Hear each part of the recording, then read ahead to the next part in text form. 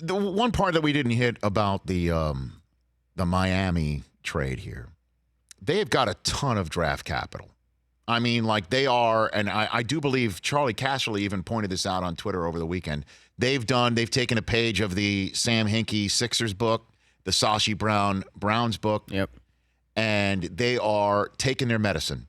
And this is what I heard over a year ago during the college football season last year, that the Dolphins were so in love with Tua, they were going to tank for him. And I thought that perhaps that went out the window when they acquired Josh Rosen on the Friday night of draft night for a second-round pick. You cough up a second-rounder for Josh Rosen. And Josh Rosen doesn't beat out Ryan Fitzpatrick, who clearly has lost all the birthday weight that he said that when he was looking yeah, so much cake because he has 7 kids. Or as DP would say, big in the community. And so Brian Flores says he thinks Rosen's going to get there. Just doesn't look good right now.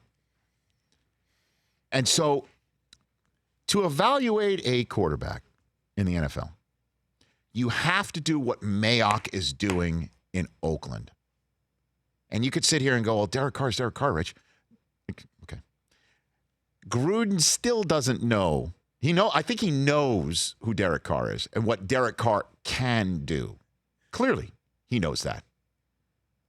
But if you think that he's thinking, I'm definitely going into Las Vegas with this guy, I don't believe that for a second. I don't either. Because Gruden's a guy that loves to kick tires on quarterbacks. Case in point, DeShone Kizer pops free because Green Bay cuts him. Oakland picks him right up. And Mayock did have Kizer at the top of his draft board the year that Kizer was drafted at the quarterback position at the outset. As they went through the talent evaluation portion, Kizer was not at the top of his draft board. And he did love the kid because he had an upside, good kid from Notre Dame who he covered when he was on NBC.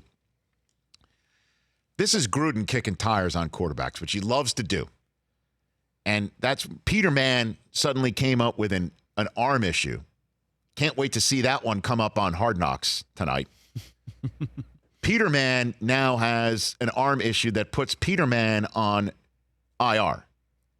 So the 3 quarterbacks going into the season are Carr, Glennon, and Kizer, with Peterman sitting on IR because I think if John Gruden could create a snow globe and place Peterman inside it and just put it on his mantle and look at Peterman all day and know that he's got Peterman and he's going to be able to unlock Peterman and take Peterman to the Super Bowl one day. He's got some love. Find someone in your life who loves you as much as John Gruden loves Peterman. Knock on wood if you're with me.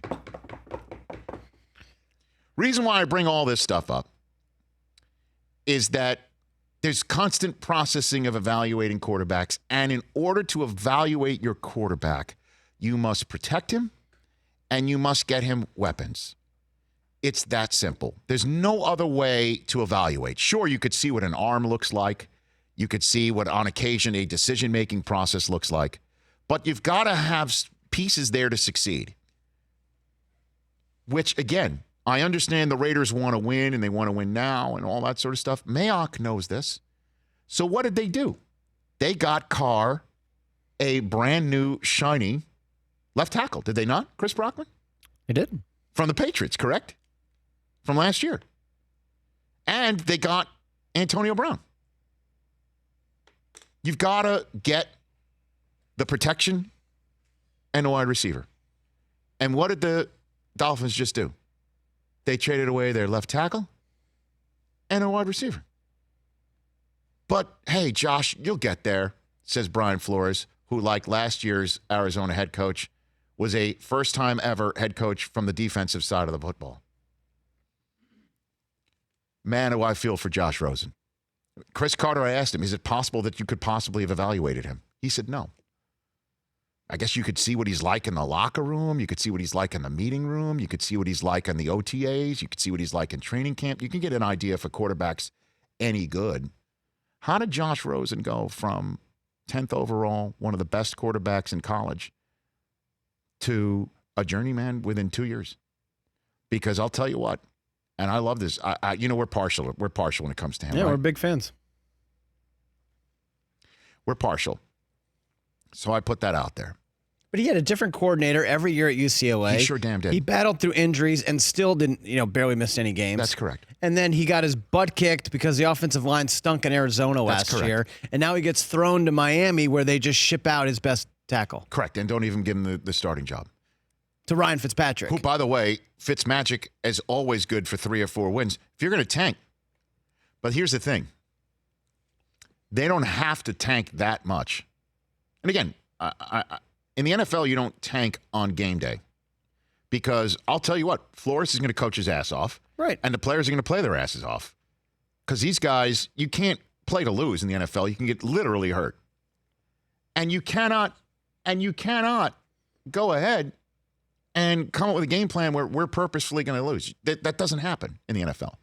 But you take enough parts away, and suddenly you're fighting with an arm time behind your back, being the roster.